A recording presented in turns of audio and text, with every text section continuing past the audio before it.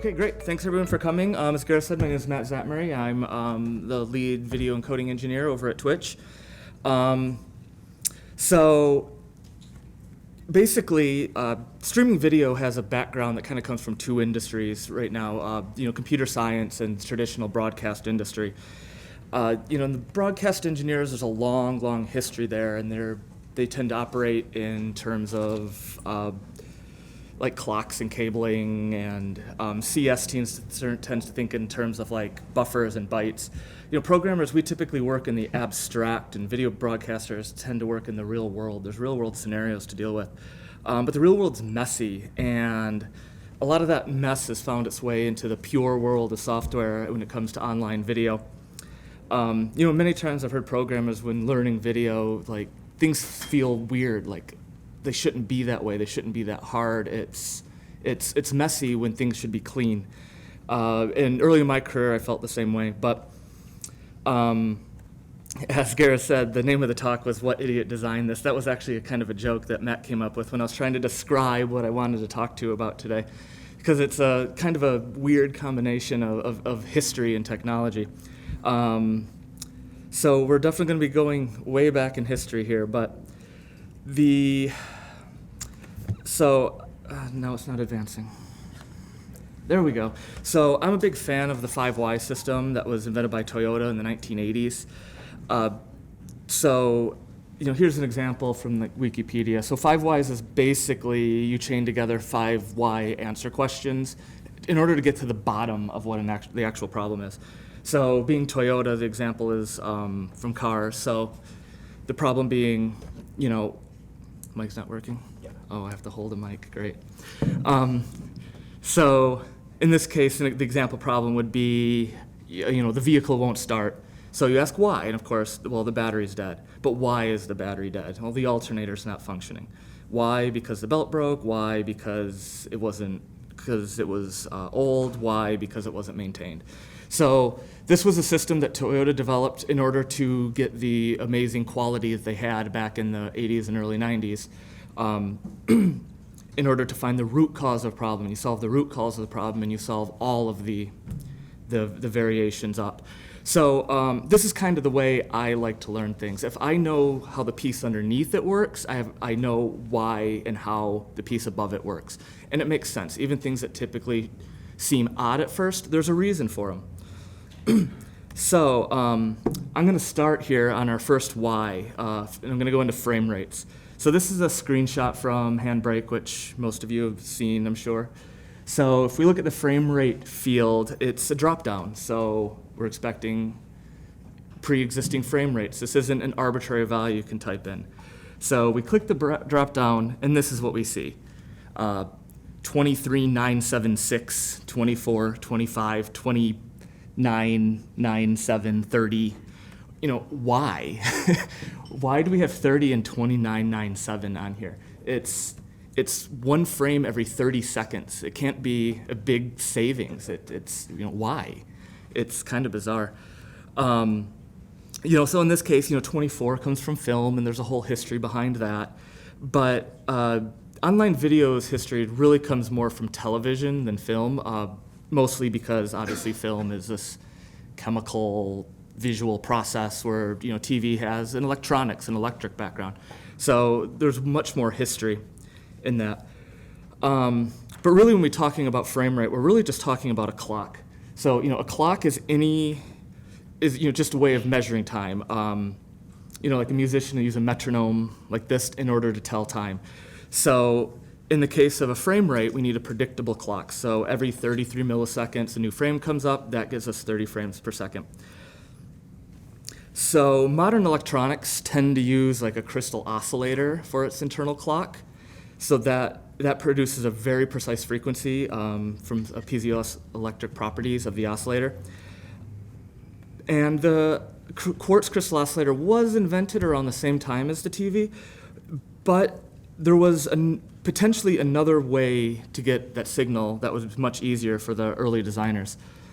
So this is a map of the television system that was recently retired around the world in exchange for digital. And next to it is a map of the power frequencies of the utility frequency around the world are approximately the same time. So you'll see there's a correlation here between the 60 hertz countries and the NTSC countries. It's not perfect, but there's a strong correlation there. So I had a suspicion that maybe they were getting the clock right off of the wall socket. So I wanted to confirm this. But this is this map is relatively recent, maybe 15 years ago. The TV was invented early 1900s, so this is today, but did it look the same way back then? So here we are today at the Crunchyroll offices. The reason why I'm showing this is, I don't know how many people know, but electronic television, as it was called at the time, was invented right here in San Francisco. And you can actually walk over there, so if you're interested. And so this is where we are right now, and I did a Google Earth animation. If you go up Main Street here and turn left at Twitch and to Sansom, and we get here at 202 Green Street. This is where television was invented. There's actually a plaque there today. I'm going to show it in a moment. So here's the plaque. So if you walk over there, you can see this plaque, and I'll just summarize it real quick. It says, in a simple laboratory on this site in 202 Green Street, Philo Taylor Farnsworth, U.S. pioneer in electronics, patented the first operational all-electric television system. So they say all-electric. There were mechanical televisions being experimented with around the time. But they had drawbacks. They produced a sound because they had a spinning disc. The screen was very flickery. But they existed, and there was actually even a television station set up in New York to support the mechanical television. But the piece of information that's interesting here is we also have a date, September 7th, 1927. So now we have a place and a time. So to prove my theory on the wall clock, we need to know what the electrical system looked like in California or in San Francisco on September 7th, 1927. Around the time, General Electric was the company who was primarily providing power to California, but they were installing 50 hertz generators. So my theory wasn't looking too good, but Westinghouse was installing 60 hertz generators. So now, to complicate matters more, I need to know what generator is used to power San Francisco in 1927. Luckily, there's a website you can type questions into. And no joke, San Francisco 1920 power grid, first link, Wikipedia, right there in Wikipedia. Early 1920s, the Pitt River line brought power to San Francisco Bay Area. This is the Pitt River, so since I had Google Earth out already, I'll fly up to Pitt River here. And there it is. That is the Pitt 1 powerhouse. You can actually see the river right behind it in the pipes. So they actually diverted the river down those pipes to power the generators. So now I need to know what generators are in that building in order to figure this out. Again, back to Google. Pitt River generator, you can actually see in the picture there, it's the same picture of the building we just saw, it popped right up. Scroll down this page a little bit, and this is where I got distracted. Google Books. I don't know if you guys have used this thing. I spent 2 or 3 days reading journals on architecture and engineering from the 1920s. It's fascinating. It's like the internet of the 20s. It is so cool. I actually just wanted to point this one out here. This is an article from The Architect and Engineer. And so here's a little article about the new Standard Oil building that's going up in San Francisco. It's going to be the tallest building in the city at 20 stories. There's not going to be a single stick of wood. That line cracked me up. And 3.3 million bricks. The reason why I liked this one so much is here they're announcing the building of a new building. This is Twitch's world headquarters now. So I really got a kick out of that. And I think of like, how could if I could go back in time and tell this guy about Twitch, like, what would that be like? I can't explain it to people today. Anyway, so about 2 days of that nonsense, and I eventually found this. Oh, good, it didn't auto-advance. This was auto-advancing in my test. So I found the Journal of Electricity in Western Industry. Awesome, I highly recommend. It's a 200 megabyte PDF, so much fun. But this, I was onto something here, and in this article, in the August 15th, 1922 edition, I found an article on the construction of this exact plant that's powering San Francisco. There's an artist rendition, there's a picture of it near completion. So I'm thinking, okay, if anywhere it's going to tell me what generators is in here, it's going to be in this article. So I started reading very closely, and I'm going page by page until I hit this. Advertising hasn't changed in 100 years. Westinghouse very interested in you knowing what type of generators were being installed at that plant. So here it is, 1922, 60 hertz generators powering San Francisco. I called that a success. We now know what power was available to the inventors of the TV who would choose the frame rate for the next 100 years. And this is the origins. I attempted to go one more why deep on this and say why 60 and why 50. Here's an article or a paper I found on that exact subject. Long story short, inconclusive. Westinghouse like 60, GE like 50. The most probable answer was that 60 produced less flicker in lights, but that was a quote from a GE engineer who was standardizing on 50, so there might have been some history rewriting going on. But the 50-60 apparently came from how efficiency of certain electric motors at the time. So frame rates determined by electric motors that were invented in 1920. Okay, so back to Green Street. If you look carefully, right under the tree is that plaque I was showing before. But why 30 and not 60? Why is it half? So on that plaque, as I mentioned, there was the date of September 7th, 1927. That date was actually the day Farnsworth demoed his television. He actually had it working for several weeks prior to that. But on that day, he showed it to his investors and to the press. So a quote from him, he said, "My investors were asking me when they were going to see dollars out of my invention." So this is what he showed them. This was the first image shown to the public. The image he was using before was just a straight line that he just put a mask in front of an arc light. It had to be a very bright light because of the receptors on the camera at the time weren't very good. But let's dissect this technology a little bit. So obviously we're looking at a monochrome display.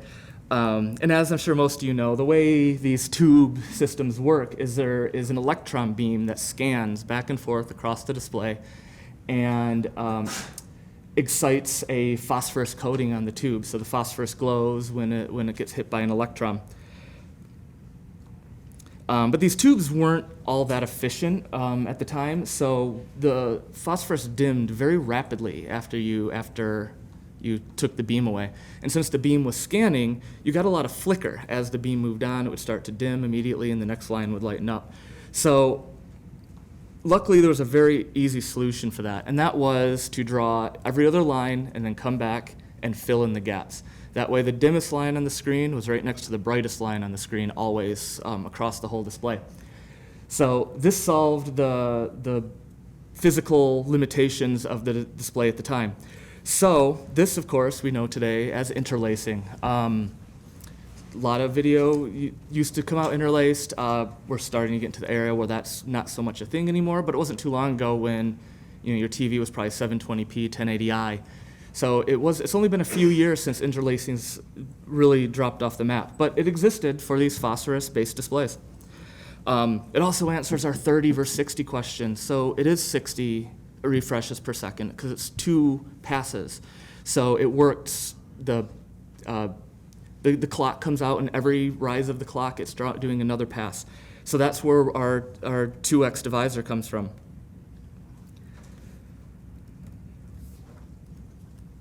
Okay, so I mentioned interlacing. Here's an example of interlacing as we see today. On the old CRTs, it wasn't really an issue because a the previous field was dimming as the next field was being replaced. So your eye kind of blended it together, and you'd see the brighter line more than the dim line. So your brain kind of reassembled the image into a smooth pattern. On modern LCD displays, they refresh all at once. So our interlaced images always ended up like this on a modern display. But the more interesting thing that I wanted to point out here is you can see, if you wanted to, you could count the individual lines. There is a integer-based vertical resolution here. Even in the old analog TV system, there was a certain number of lines that scanned. Horizontally, there was no resolution. It was just an analog wave. It was undefined. There was no horizontal number of pixels. And if you were to count these, you'd get 480. Technically, there's 525, but that's why I'm not going to answer right now. That standard came out in around 1940 by what's the acronym for NTSC? National Television Systems Committee, which is NTSC, which was the standard from 1940 until, 2009 here in the US. I'll pause for a moment here and point out a lot of what I'm saying here is very US-centric. I understand that. Obviously similar systems have been used around the world, and they all have their own inventors and designers who deserve credit. Counting these vertical lines, like I said, if you count this, there'll be 480, which is where our 480i comes from. And that's why, like in cameras, we talk about megapixels, but in TV, we talk about 480, 720, 1080. We talk about vertical resolution. And that's the why of that. That's where that comes from. So obviously, we switched that recently and started measuring horizontal resolution when we went to 4K. I can only speculate on that. I guess 2160p doesn't roll off the tongue. They could have called it 2K and stuck with the existing convention. I'm guessing 4K is twice as big as 2, so you sell twice as many TVs. I'm not sure. Anyway, this standard was in place for about 10 years until, of course, everyone wanted color. So in 1950, NTSC came back together to design a standard for the color television. Originally, they just adopted a system that CBS invented, but CBS owned the patents on it, so they were basically forcing television companies to pay CBS money and other broadcast stations to pay. So didn't go over too well. So they went back to the drawing board, and that's the other thing. It wasn't back compatible with the old black and white TVs. You had to broadcast both signals. So they went back to the drawing board and came up with a system that was back compatible to the black and white TVs. And they did this by adding a subcarrier that carried the color data that, when combined with the Luma data, the brightness data from the black and white system, could come together and make color. And this, of course, was where the whole YUV color space that we use today comes from.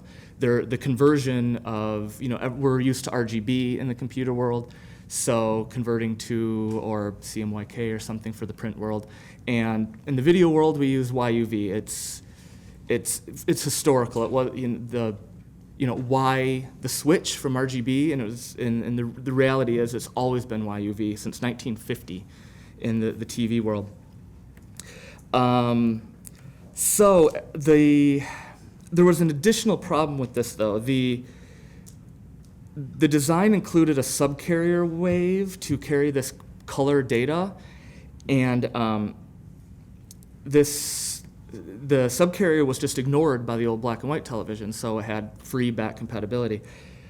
But there was a problem tuning that subcarrier wave, again, back due to the clocks. So if you're designing a clock circuit, it's really easy to multiply or divide by integers, but it's really hard to design a clock circuit to multiply or divide by non-integers. So they came up with a series of integer divisions and multiplications that came out to very close to 30, and that number, of course, is 2997. So when they added color, the clock systems changed very slightly to this new frame rate.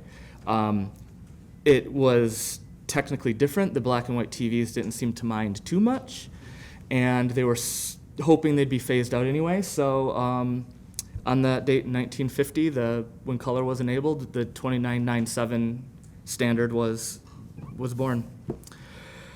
Let's see. So we covered frame rate, interlacing, YUV, and where they came from. These are all, of course, on the analog world.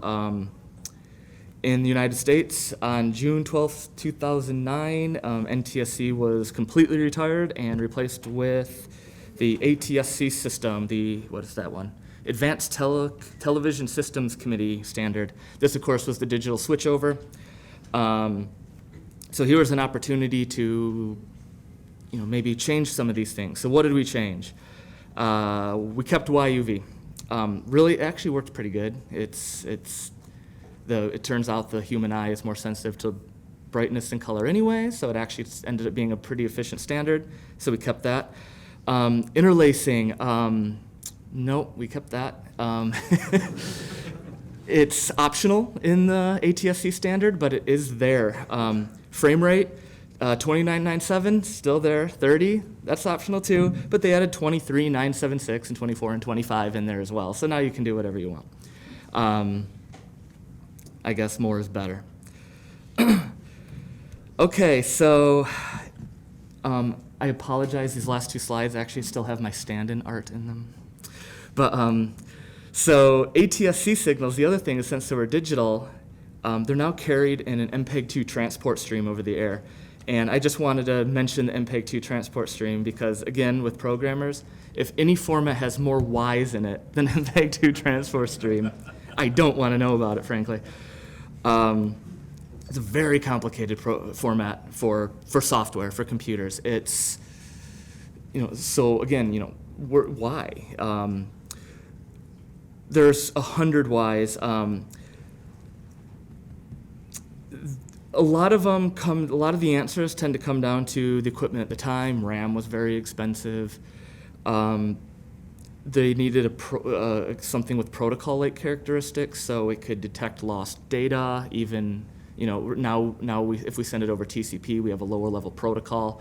There's not really a lower-level protocol, so it has some TCP-like characteristics, or more actually UDP-like characteristics.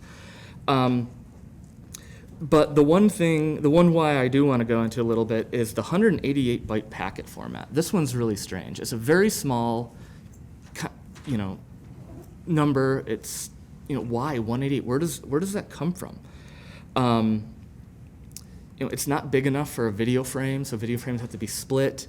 It adds a lot of overhead. There's a lot of extra data. Again, sorry, stand-in art. This is actually a card for asynchronous transfer mode network, though, and that's of course the answer. So it was designed to run over these ATM networks that were very big in the telecommunication industry at the time. It still probably are, actually. I'm not a networking guy.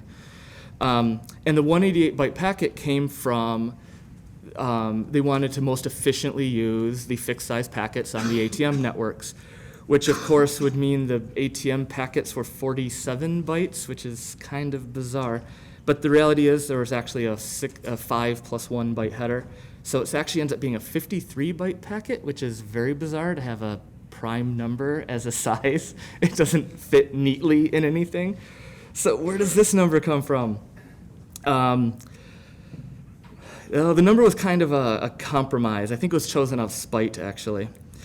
But where it actually came from is this was designed in the 1980s, and at that point it was clear we needed international collaboration on our telecommunication standards. So United States and Europe were working together in order to design this system.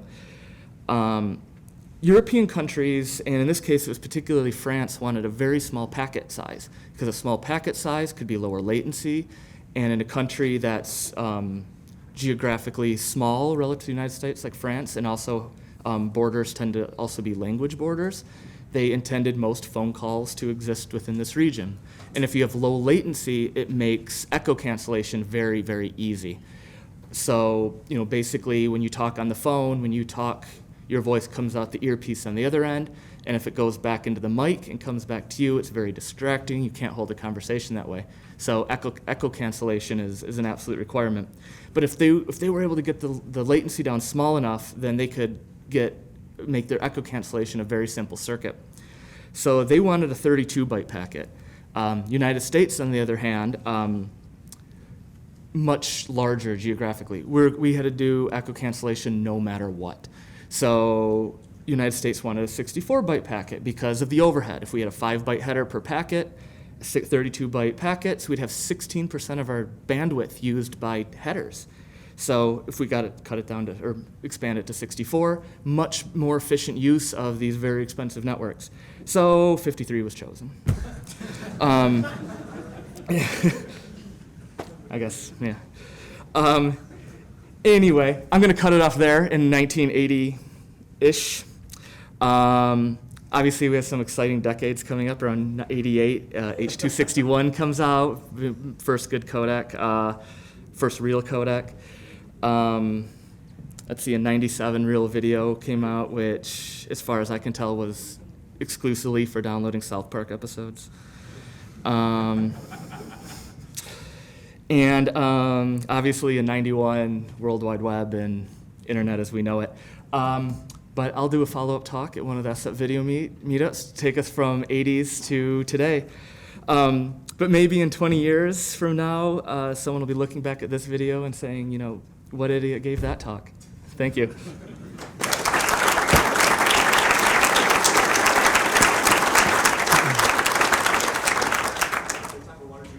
Oh, questions? Any?